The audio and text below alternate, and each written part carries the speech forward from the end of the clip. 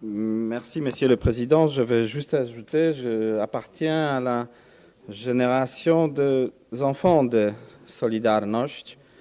En 1980, j'avais 14 ans.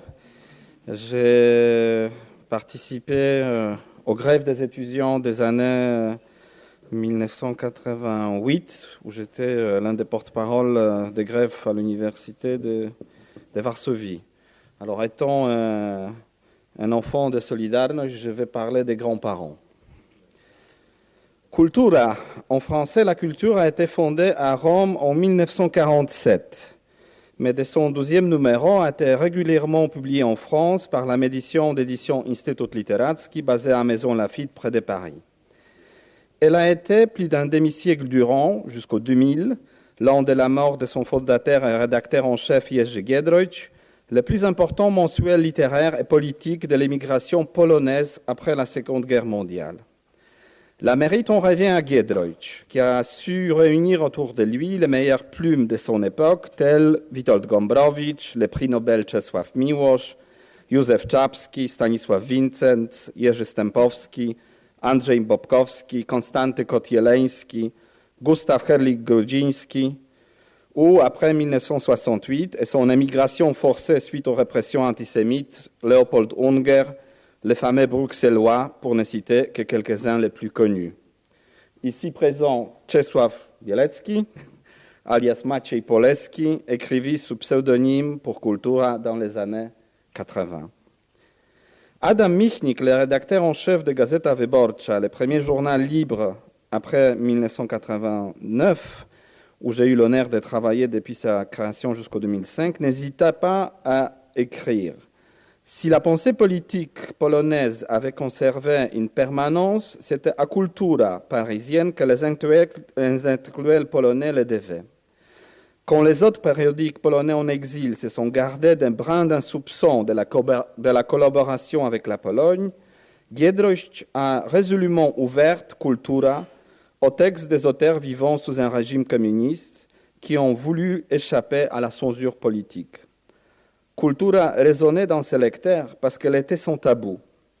Ces lecteurs étaient principalement à l'ouest, mais nombreux exemplaires ont été passés en contrebande vers la Pologne par les visiteurs à Maison Lafitte, dont certains d'entre eux ont été emprisonnés pour ces crimes.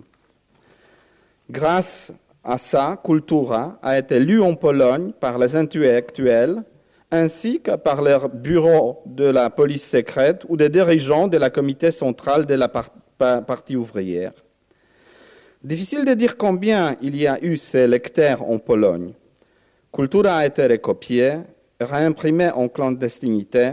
Certains de ces articles ont été lus à Radio Free Europe, dont la section polonaise à Munich a été dirigée de 1951 à 1976 par Jan Nowacki-Jorański, le fameux courrier de Varsovie, une autre figure clé de l'émigration, le concurrent et l'ami de Giedroyć.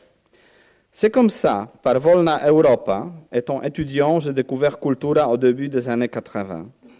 J'ai eu la chance d'avoir accès aux copies de la presse clandestine.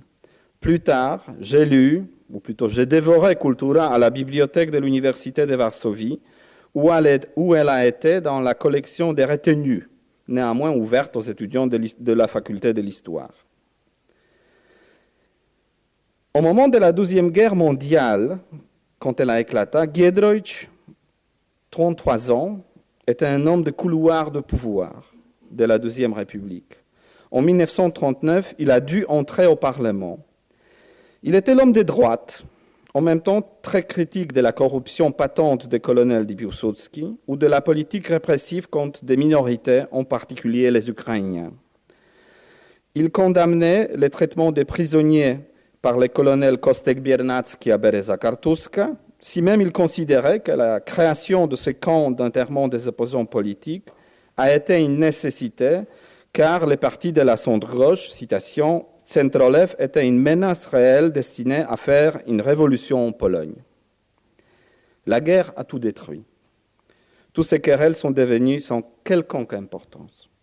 De la marge du pouvoir avant la guerre, Giedroyć se retrouva à la marge de l'émigration. À Londres, c'était Endecja, la droite nationaliste, qui domina. Il ne voulait pas s'y rendre, d'où le choix de la France où il s'installa avec une poignée de collaborateurs. La politique, à Londres comme à Varsovie, a été fermée pour lui. D'une certaine manière, de cette impossibilité de l'action politique est née Cultura. Il écrivit dans l'un de ses nombreuses lettres: « Si j'ai décidé de publier Cultura, c'était parce que j'estimais que cette revue était la meilleure des formes d'action politique et non parce que le métier d'éditeur et le d'acteur était celui de ma vie. » Dans Cultura, Giedroyć était un dictateur. Il était l'initiateur de débats les plus importants, tel celui de l'antisémitisme polonais en 1956. L'ouverture d'esprit, le pragmatisme et le refus de toute compromission constituaient les principes directeurs de la ligne de Cultura. Giedroyć les avait établis avec recours de Juliusz Mieroszewski, mort en 1976, qui fut son unique porte-parole. Cultura rejeta sans équivoque le communisme soviétique qui asservit la Pologne et, le plus important, détruisa le fondement de la culture européenne. Un individu libre et responsable. Józef Czapski dans La Terre inhumaine, Gustav Herling-Grudzinski dans Un monde à part ont dévoilé le vrai visage d'un mal absolu qui était le communisme. De nombreuses années, citation, passeront avant que le peuple de deux hémisphères vont comprendre que l'innovation soviétique est le même outil d'anesthésie de la culture européenne que le catastrophisme allemand était pour sa désintégration. Lit-on dans un éditorial de Cultura dans son premier numéro. Mais certains changements en Pologne, Cultura trouva bénéfiques. Giedroyć écrivit à Mieroszewski: « Il faut battre la réaction stalinienne en Pologne et la réaction anti-stalinienne en exil. » La Troisième République de leurs rêves devait garder les réalisations positives des PRL. Voilà pourquoi Cultura, plutôt que le gouvernement en exil à Londres, est devenu l'ennemi principal des communistes. Cultura offrait un espace de dialogue que les communistes au bar de Moscou craignaient plus que les ennemis ardents d'hier. Cultura formata l'opposition de demain. Après la Deuxième Guerre mondiale, la question polonaise et celle de toute l'Europe du centre-est a disparu de l'arène internationale. La signification historique des destinations telles que la République de deux nations ou la Pologne rempart de la chrétienté n'avait plus de valeur. Si la Pologne indépendante devait renaître, et tel était l'objectif de Cultura, il a fallu un miracle géopolitique et que les Polonais changent radicalement leur manière de la pensée politique pour pouvoir y profiter. Qu'ils changent eux-mêmes. Pour cela, il leur fallait creuser en profondeur domaines culturels, les faire là où sommeillaient les modèles nationaux de comportement. La lutte et l'engagement de Cultura n'étaient possibles qu'en émigration, en contact avec la civilisation euro-atlantique, qui elle aussi est entrée en transformation très rapide après la guerre. Ce n'est pas l'effet du hasard si dans le premier numéro de Cultura se trouvaient les articles d'Européennes tels que Paul Valéry ou Benedetto Croce, au titre aussi significatif que de la crise de l'esprit ou déclin de la civilisation. Au sein de Cultura, on pensait qu'avec les États-Unis, la crise d'après-guerre serait surmontée. Une civilisation fondée sur un idéal de liberté triompherait. Giedroyć et Mieroszewski étaient convaincus que la culture polonaise, née et ancrée en Europe, ne pouvait renaître que de cette dernière. Ils s'efforçaient de préserver les liens qui unissaient la Pologne à l'Occident, alors que le communisme tentait de briser ceci en aliénant les individus par les collectivisations et en fondant tout ce qui relevait de l'identité nationale dans un pseudo-internationalisme. Pour Cultura, soustraire la Pologne seule à l'influence soviétique ne résoudrait rien. L'Europe devait être libérée tout entière. Le début de ce travail titanesque a été tout à fait modeste. L'Europe de l'après-guerre a été déchirée entre deux puissances. D'un côté, de rideau de fer, la Russie soviétique et son empire, ou plutôt prison des nations. De l'autre, un monde libre à l'ouest, sous la protection des soldats américains. La nation polonaise était à l'est. Mais c'est à l'ouest qui se sont retrouvés des centaines de milliers de Polonais, principalement dans les structures de l'armée, certains avec des familles, le plus grand nombre en Grande-Bretagne. Pour une nation, il n'y avait pas de choix. Après la chute de la Deuxième République, après le quatrième partage de la Pologne entre l'Allemagne nazie et l'URSS, après la Seconde Guerre mondiale, après Yalta et Poznań, des Polonais étaient condamnés à vivre là où l'histoire les a mis, au prix des compromissions qui ont été exigées d'eux. Le pays était en ruine, sa population décimée, et en grande partie chassés de leurs maisons, car les frontières ont été bougées vers l'ouest par le vœu de Staline. Peu nombreux ont été ceux qui ont essayé de continuer à se battre, ces fameux soldats maudits, ou au moins protester. Mais comme nous avons entendu, ils n'étaient pas si nombreux que ça. Ils ont été éliminés ou brisés, pas tous. La nation si fière a dû encore plier son cou devant Moscou et son régime satellite. Une élite indépendantiste polonaise à l'ouest, ou ce qui restait d'elle, se retrouva face à la tâche impossible. Renforcer l'essor par l'action politique ou militaire, impossible. Continuer la lutte armée seule, ils n'avaient pas de force. Les alliés, ils ont trahi. Contester l'ordre mondial injuste et immoral et persister dignement dans le refus, réunis autour des gouvernements en exil à Londres, avec le temps, ça devenait de plus en plus anachronique. D'où l'illusion de la troisième voie. Pour plusieurs d'entre eux, à partir de 1947, c'était la dissolution de l'armée, le dilemme était tragiquement simple. Retourner en Pologne sous les chars soviétiques, très souvent en prison, ou rester à l'Occident, dépaysés et insignifiants. Beaucoup de ces soldats indésirables avaient perdu leur petit pays, hors la nouvelle frontière orientale de la Pologne. Il n'y a pas eu la place pour eux. Pas que à eux.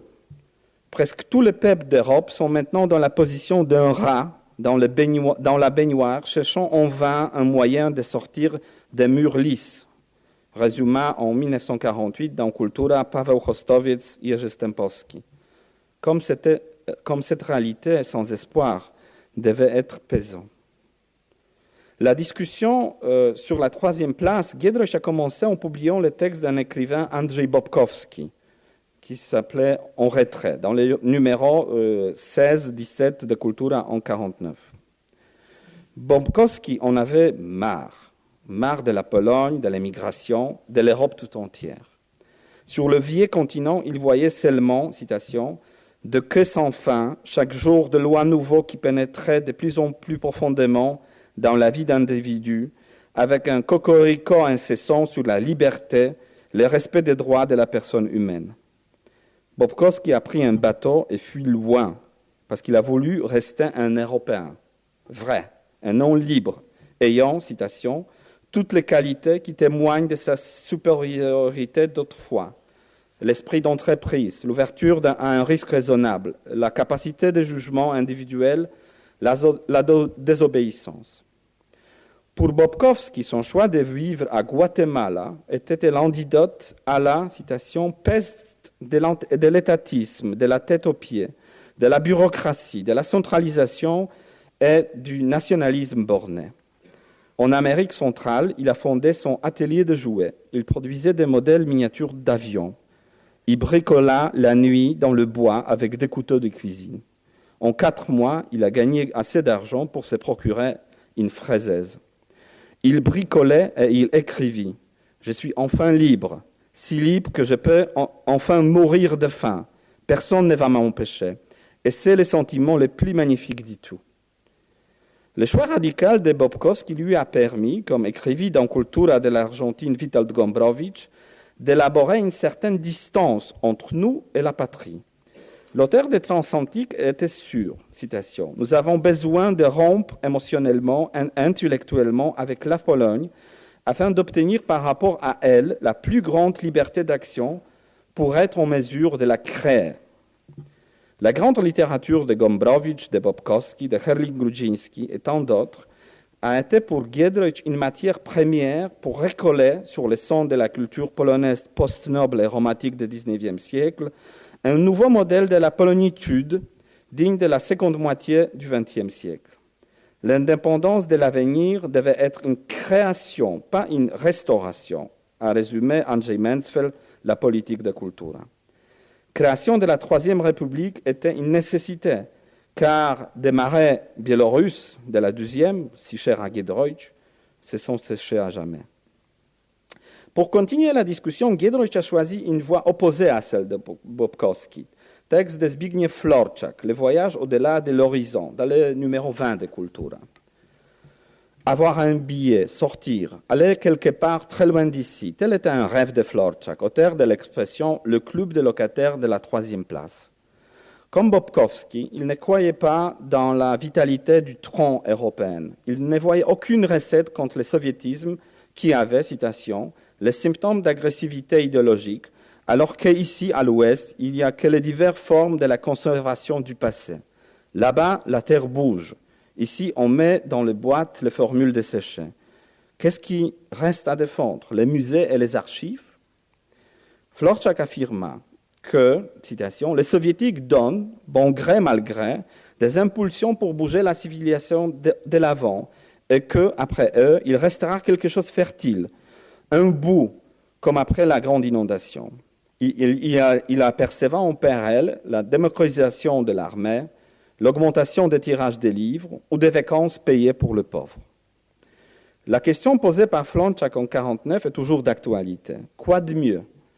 Est-ce le non-sens du travail pour le travail, au socialisme, acclamé par une hausse maniaque des résultats de plus en plus obsessionnels, ou devenir le bétail du monétarisme au capitalisme? Les héros du texte de Florczak décident de rester à l'Ouest, déçus par l'émigration, mais aussi par la Pologne.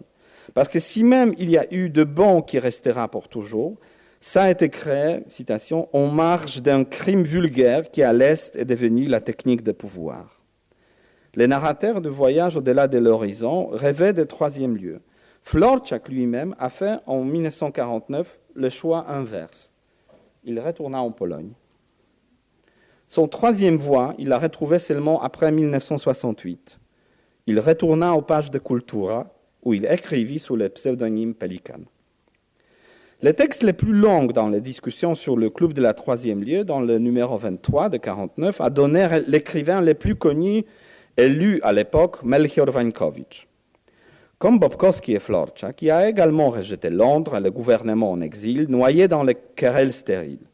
Il clama qu'aucune résolution de l'association des écrivains en exil ne lui interdira d'imprimer ses livres en Pologne. C'est la censure communiste qui le fera. Wańkowicz ne croyait ni dans l'Ouest, ni dans les missions historiques de l'Amérique. Il a analysé et prophétisé.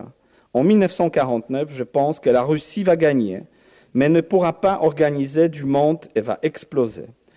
Aller en avant avec la partie condamnée à perdre est une suicide aveugle et la lutte pour le soi-disant vertu de la culture occidentale est une hypocrisie des éditorialistes qui savent réciter Vespiansky, mais de l'économie politique n'ont même pas lu un manuel de base.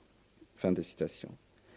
Wańkowicz disait « Nous vivons dans un entre-époque, l'ancien anéanti par la Russie soviétique et la nouvelle qu'il pressentait dans la domination de la technologie, des communications et des organismes multinationaux n'a encore pas vu le jour. » On est en 1949.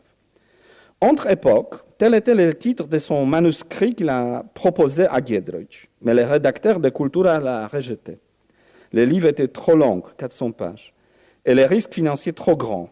En plus, Giedroyć n'était pas d'accord avec la vision noire de l'Ouest de Wańkowicz.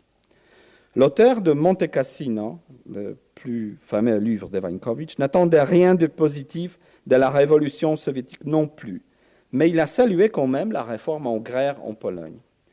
Il citait un jeune Allemand. Il se servait de Marx de son temps et vous de libéralisme de 200 ans. Il faut attendre la nouvelle génération et entre-temps, Wańkowicz recommanda aux intellectuels polonais à travailler dans son club de la troisième place. Citation. « Aucun d'entre vous n'y fera une carrière, mais une chose, ces clubs peuvent vous donner, les fenêtres ouvertes. Il faut qu'ils prennent, en Pologne et en exil, le fardeau de la responsabilité pour la nation dans le travail de chaque jour. Le lieu de ce travail sur la Pologne d'avenir devait être Kultura de Giedroyć. Wańkowicz se sentait mal à Londres. En 1949, il émigra aux États-Unis et a obtenu un passeport américain. Après la mort de Staline, un tournant de 1956 en Pologne, que Kultura a soutenu en appelant le Polonais en Pologne de voter pour Gomułka, l'écrivain retourna en Pologne. En 1958, ça fut une erreur colossale. Gomułka était déjà en train de biffer les acquis de l'Octobre polonais. Pendant le 12e plénum du comité central de la partie ouvrière, il a appelé à l'assaut. Les écrivains devront soit briser des stylos, chercher un nouveau métier, soit se joindre aux positions de la partie communiste. L'attaque sur Wańkowicz vient à l'automne 1964, quand un fameux écrivain à 72 ans, il soit arrêté à Varsovie. À ce moment-là, Michnik, 18 ans, frappa pour la première fois à la porte de Kultura, à Maison Lafitte. Ça fut quelques mois après la fameuse lettre de 1934 pour la défense de la liberté d'expression, signée entre autres par Wańkowicz. Il est emprisonné pour 5 semaines à Pałac Mostowski, car il a envoyé par la poste diplomatique de l'ambassade des États-Unis à Varsovie une lettre à sa fille aux États-Unis, qui ensuite a été lue à Radio Wolna Europa. Jugé et condamné à 3 ans, il n'a pas fait de prison. Après son conversation face à face avec Gomułka, on ne sait rien de ce qu'ils se sont dit, Wańkowicz fut libre et ses livres ont même retourné sur les étagères des librairies. Mais Wańkowicz a quand même fini avec l'illusion de la troisième voie. Giedroyć n'a pas pris la parole dans le débat. C'est à Juliusz Mieroszewski qu'il a confié de finir la discussion en publiant son premier texte à Kultura. Mieroszewski a renoué le contact avec Giedroyć seulement en été 1949 en lui envoyant une lettre de Londres. Plus tard, ils ont échangé des centaines. Écrivit Mieroszewski. Ces 2 dernières années en Angleterre m'ont passé sauvagement. Je me suis retiré des rangs militaires et pendant plusieurs mois, j'ai été un assistant cuisinier à Oxford Street. Puis j'ai fini un cours et je faisais des canapés et des fauteuils. Tout cela était assez épuisant et pas très rentable. Personne dans cet étrange pays n'est intéressé par un chef cuisinier ou un charpentier de 40 d'années. Ainsi, après 1 an et demi de ces expériences, je suis retourné au point de départ et j'ai vu de mon stylo. Je publie des histoires courtes dans les magazines anglais. J'écris régulièrement à l'Aigle Blanc, c'est un périodique à Londres, et parfois je suis imprimé dans la presse américaine. Comme ça, en couplant mon horaire avec le salaire de ma femme, je survis modestement, mais décemment. Je mène la vie qui me convient, mais je n'ai pas d'argent et je vis presque dans la pauvreté, écrivit Mieroszewski, le dernier ordynat de Mysłowice, ancien propriétaire de l'immeuble à la rue Krupnicza 11 à Cracovie. Mieroszewski, dans sa polémique avec les défenseurs du club de la 3e place, que Giedroyć a publié dans le numéro 25 en 1949, insista. Je tiens à assurer M. Wańkowicz et Florczak que cette 3e place n'existe pas. Il y a une place seulement ici ou là-bas, de l'autre côté des rideaux de fer. La 3e place est un rêve. La Pologne a fait le choix de sa civilisation en adhérant à la chrétienté au XIe siècle et désormais elle appartient à l'Occident. Mieroszewski comprenait un réalisme politique autrement que. La réalité de l'après-guerre condamna les Européens de centre-est à la souffrance et à la solitude. Mais il n'y a pas, selon Mieroszewski, lost causes, seulement lost people. L'histoire nous enseigne, citation, que beaucoup de ces lost causes ont été ensuite réalisées et comme ça, ils ont perdu leur utopisme. Pour les Londoniens, tout progrès dans la phase embryonnaire était une utopie. Les rêves des romantiques ont été concrétisés par les réalistes. Si les romantiques n'avaient pas existé, les réalistes se seraient retrouvés sans rien à réaliser. Fuir comme Bobkowski, un homme peut le faire, pas la nation. S'élancer à l'aveugle comme Florczak dans un voyage à l'horizon oriental pour rejoindre 24 millions de prisonniers, rester fermé dans un cercle des intellectuels comme Wańkowicz, et faire quoi? Giedroyć, sans illusion, misait sur les Américains. Un allié objectif car seulement l'Amérique était capable de faire face aux Soviétiques. Au début des années 50, Kultura appela les Polonais aux États-Unis de rejoindre les troupes américaines à la guerre en Corée et la formation de la Brigade d'Europe centrale. Czapski et Giedroyć se sont engagés dans les travaux du Congrès pour la liberté de la culture, financé par les États-Unis. Ce congrès a accouché une résolution dans laquelle ils ont appelé à s'opposer à l'inévitable barbarisation de la généralisation entière de la moitié de l'Europe. Mais en 1954, le temps ne fut mûr. Suite à l'échec de la conférence de Berlin, qui a confirmé la division de l'Europe, Mieroszewski écrit « Nous n'allons jamais retourner en Pologne ».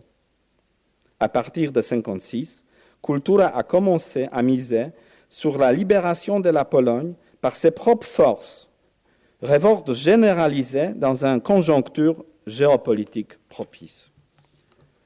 La route était longue, très longue. L'œuvre de Mieroszewski est considérable. Entre 1949 et 1976, il publia dans Kultura plus de 400 articles qu'il signait les Londoniens. Ses écrits, quelques 7500 pages, pourraient être regroupés en 12 volumes, sans compter l'importante correspondance qu'il échangea avec Giedroyć. C'est dans celle-ci qui naissaient les projets politiques de la revue. Mieroszewski ne manqua jamais de rappeler à Giedroyć, citation, « Je suis votre journaliste politique, je suis l'exécutant, le maçon, vous, l'architecte. Mes meilleurs articles politiques sont indéniablement ceux où je donne à votre inspiration un développement et une application pratique. » L'élaboration de concepts ULB, l'Ukraine, la Lituanie et la Biélorussie, est considérée comme la réalisation politique la plus importante des Londoniens et de Kultura. Le communisme pesait de tout son poids, alors que Mieroszewski envisageait déjà l'indépendance de ces trois nations.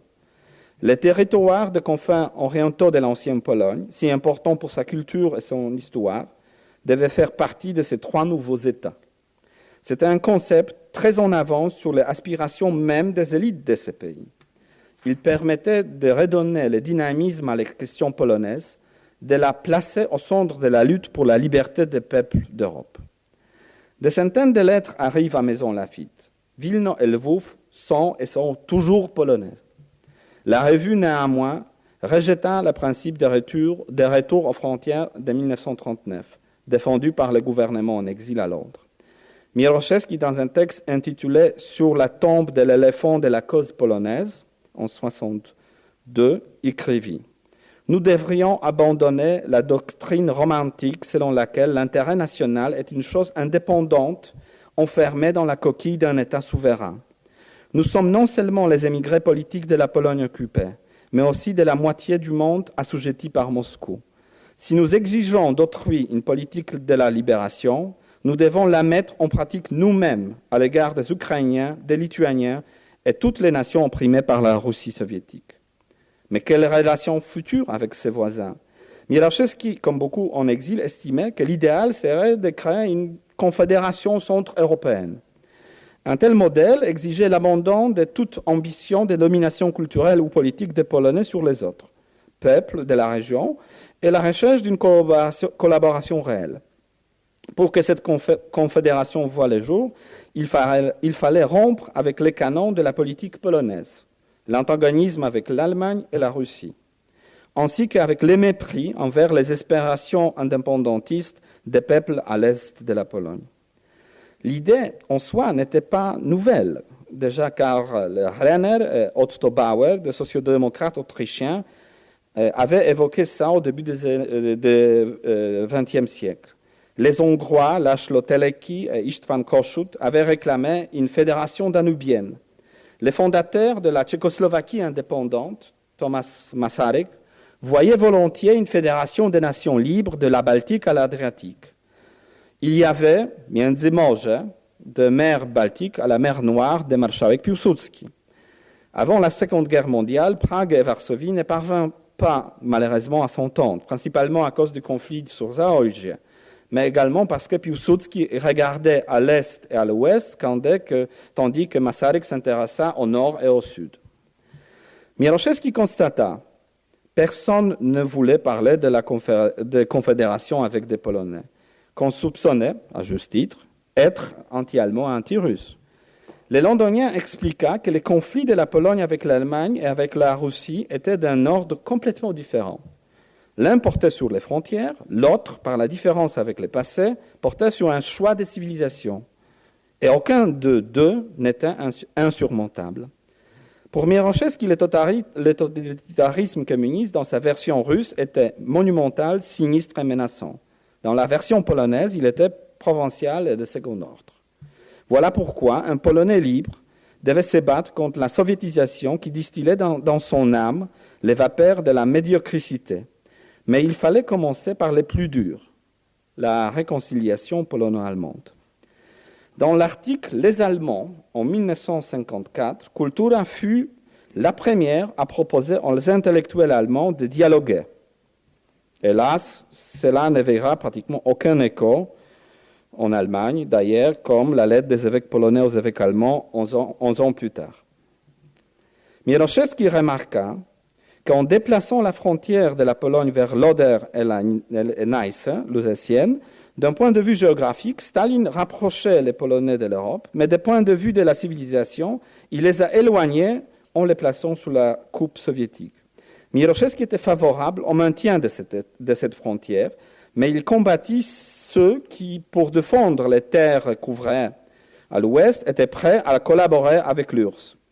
Citation. « Le Kremlin ne nous garantit pas notre terre dans l'air entier. Moscou ne nous assure qu'une chose, nous serons privés de liberté. » Le londonien écrit qu'il n'y avait de solution absolue ni pour les Polonais ni pour les Allemands. Il proposa donc un deal, le soutien des Polonais pour la réunification de l'Allemagne en échange de l'abandon de toute revendication frontalière et l'appui des Allemands pour la Confédération de l'Europe de Centre-Est. On est en 1954.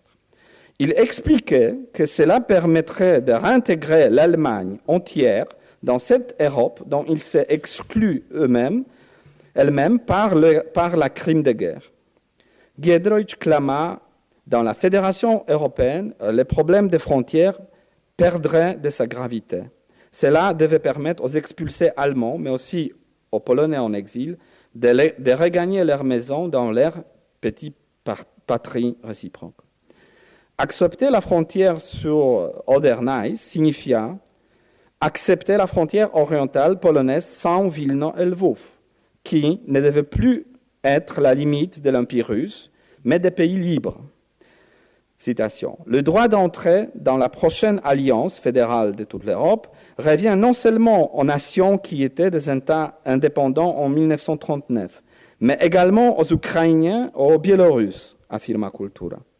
Une telle Europe du centre-Est, confédérée, servait en outre l'intérêt du peuple russe, car elle induirait l'éclatement de l'Empire qui l'opprimait et l'évolution de la Russie vers la démocratie, permettant de la guérir de son complexe historique des peurs de l'Occident et autoriserait un partenariat avec l'Europe unie.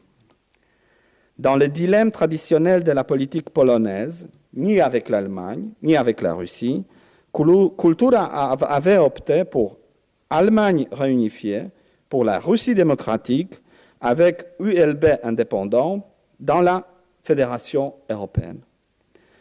À ses compatriotes dubitatifs, Miroshevski lança son ménagement que les pires ennemis de la question polonaise étaient les Polonais eux-mêmes, lorsqu'ils souffraient, citation, d'un excès de sentiments historiques, tandis que le sens de la réalité leur faisait dangereusement défaut.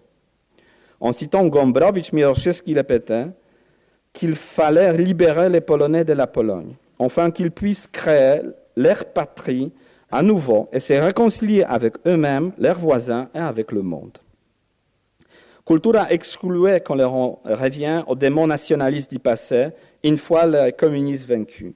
Les changements de modèle historique exigeaient non seulement que fussent soignées les phobies nationales, mais que l'opinion polonaise fût laïcisée, non pas athéisée comme le voulaient les communistes.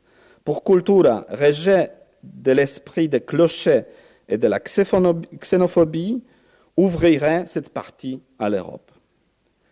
Les visions de Kultura ne purent pas se réaliser avant 1989. Miroshevski écrivit « Le XXe siècle connaîtra un printemps de peuples, non seulement à Varsovie et à Prague, mais également à Kiev et à Moscou. Il est toujours un pas en avance par rapport à l'histoire. Une Pologne indépendante, citation, gouvernée démocratiquement, en bonne relation avec ses voisins, en fédération européenne est une utopie. Mais c'est une utopie dont je n'ai pas l'intention de me défaire.